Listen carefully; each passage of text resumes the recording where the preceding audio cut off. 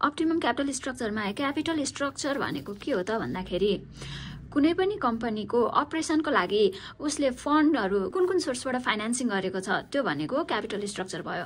यसमा के हुन सक्छ, इक्विटी हुन सक्छ, त्यसैगरी अर्को भनेको डेब्ट हुन सक्छ, त्यसैगरी प्रिफरेन्स सेयर हुन सक्छ, प्रिफरेन्स स्टक हुन सक्छ। यो भनेको चाहिँ क्यापिटल स्ट्रक्चर भयो। कुन कुन सोर्सबाट चाहिँ फन्ड रेज गरेको छ त्यो देखाउने भनेको क्यापिटल स्ट्रक्चर भयो।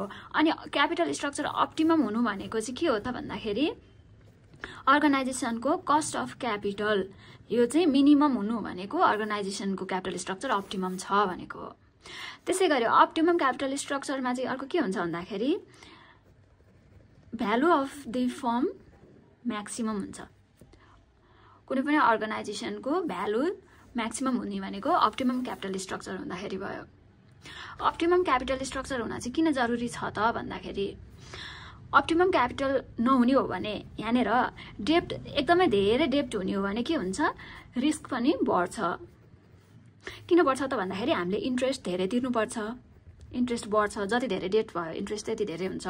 अनि त्यसपछि लोन धेरै भयो भने अर्गनाइजेसनले तिर्न सक्दैन भने त्यतिखेर यहाँनिर अर्को के पनि रिस्क हुन्छ भन्दा ब्याङ्क्रप्सी हुने रिस्क हुन्छ हैन, चान्स बेसी हुन्छ।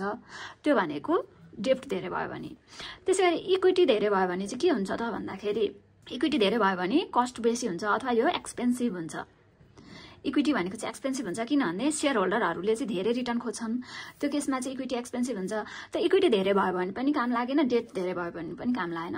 अनि यिनीहरूको चाहिँ राइट मिक्स हुनु भनेको चाहिँ अप्टिमम क्यापिटल स्ट्रक्चर भयो, जसमा चाहिँ कस्ट र रिस्क दुवै मिनिमम हुन्छ। कस्ट पनि मिनिमम हुन्छ अनि रिस्क पनि मिनिमम हुन्छ। त्यसलाई चाहिँ हामी अप्टिमम क्यापिटल स्ट्रक्चर भन्छौँ।